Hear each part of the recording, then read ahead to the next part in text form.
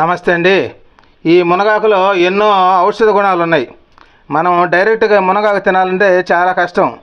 అందుకోసంగా ఈ మునగాకును తీసి పెట్టుకున్నాం. దీనితో ఒక రుచికరమైనటువంటి పకోడా చేసుకోబోతున్నాం. అందుకోసంగా కొద్దిగా మునగాకును తీసి పెట్టుకున్నాం. అరకప్పు శనగపిండి, ఆనియన్స్ ఇవన్నీ కట్ చేసి పెట్టుకున్నాం. ఇవన్నీ ముందుగా తీసి పెట్టుకుంటే మనం త్వరగా ఈ పకోడా చేసుకోవచ్చు రుచికరంగా. మనం తీసి పెట్టుకునే ఈ మునగాకుని ఒక ప్లేట్లో ఈ విధంగా కడిగి ఆరబెట్టుకోవాలి. మనం ముందుగా బౌల్ తీసుకొని మనం కట్ చేసి పెట్టుకున్న ఆనియన్స్ని అందులో వేసుకోవాలి. ఈ ఆనియన్స్ని అన్నీ విడిపోయేటట్టుగా ఆ విధంగా అనుకోవాలి.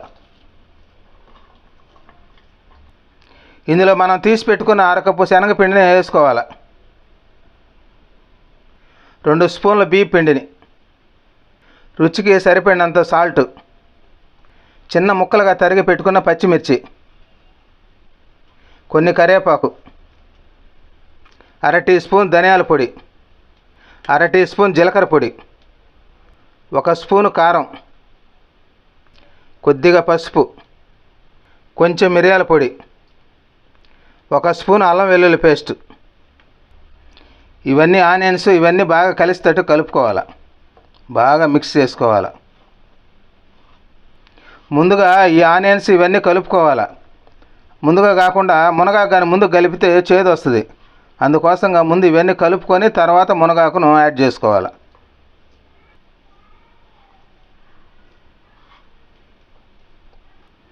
ఇందులో వాటర్ మిక్స్ చేయకుండానే కలుపుకోవాలి. ఆనియన్స్ చెమ్మ ఉంటుంది కాబట్టి వాటర్ కలుపుకోకుండా ఆ విధంగా మిక్స్ చేసుకోవాలి. మనం ఆరబెట్టుకున్న మునగాకుని అందులో వేసి మిక్స్ చేసుకోవాలి. చూడండి, ఈ విధంగా వేసుకొని మొత్తం కలిసేటట్టుగా బాగా కలుపుకోవాలి.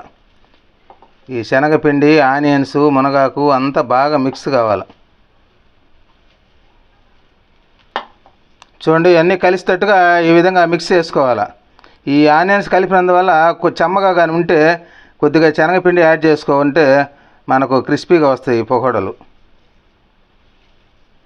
చూడండి, ఈ విధంగా కలుపుకొని ఉప్పు సరిపోయిందో లేదో చెక్ చేసుకొని తీసి పక్కన పెట్టుకోండి. ఇప్పుడు మనం మునగాకుతో ముందుగా పకోడా చేసుకోవాలంటే ఒక పాన్ పెట్టి అందులో ఆయిల్ని బాగా వేడి చేసుకోవాలి. మనం కలిపి పెట్టుకున్న మునగాకుని ఆయిల్లో ఆ విధంగా పకోడా చేసుకోవాలి. చూడండి, విడివిడిగా వేసుకుంటే మనకు నూనె కాగుంది కాబట్టి పకోడా చాలా క్రిస్పీగా వస్తుంది.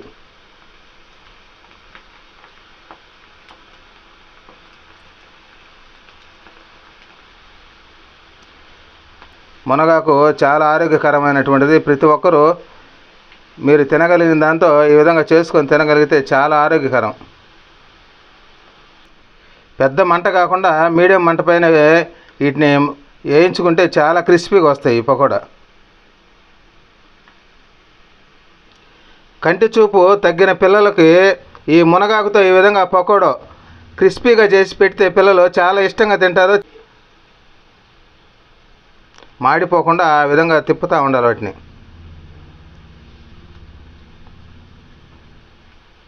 చూడండి, పకోడా రెడీ అయిపోయింది. దీన్ని తీసి ఒక ప్లేట్లో పెట్టుకోవాలి. చూడండి, ఆయిల్ బాగా ఆ విధంగా అనుకోవాలి.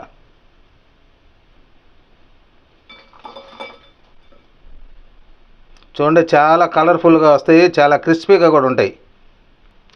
చూడండి, మిగిలిన దాంతో కూడా పకోడా ఆ విధంగా వేసుకోవాలి.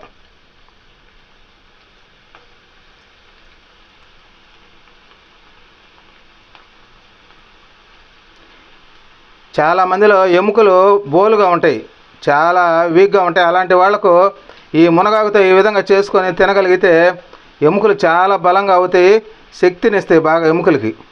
ఈ విధంగా మునగాకు చాలా ఆరోగ్యకరమైనటువంటిది. ప్రతి ఒక్కరు అలాంటి వాళ్ళు ఈ విధంగా రుచికరంగా చేసుకొని తినండి. షుగర్ ఉన్న వాళ్ళు ఈ మునగాకుతో ఈ విధంగా చేసుకొని తినవచ్చు.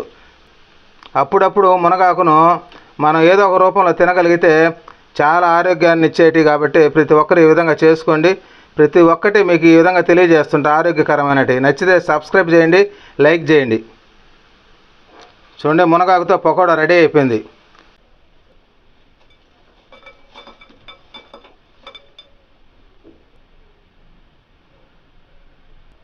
చూడండి, మునగాకుతో చేసుకున్న పకోడా రెడీ అయిపోయింది.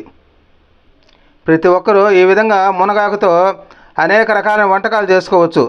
చాలా ఆరోగ్య ప్రయోజనాలు ఉన్నాయి కాబట్టి ప్రతి ఒక్కరూ ఈ విధంగా చేసుకొని తిని ఆరోగ్యంగా ఉంటారని కోరుకుంటున్నాను. నమస్తే.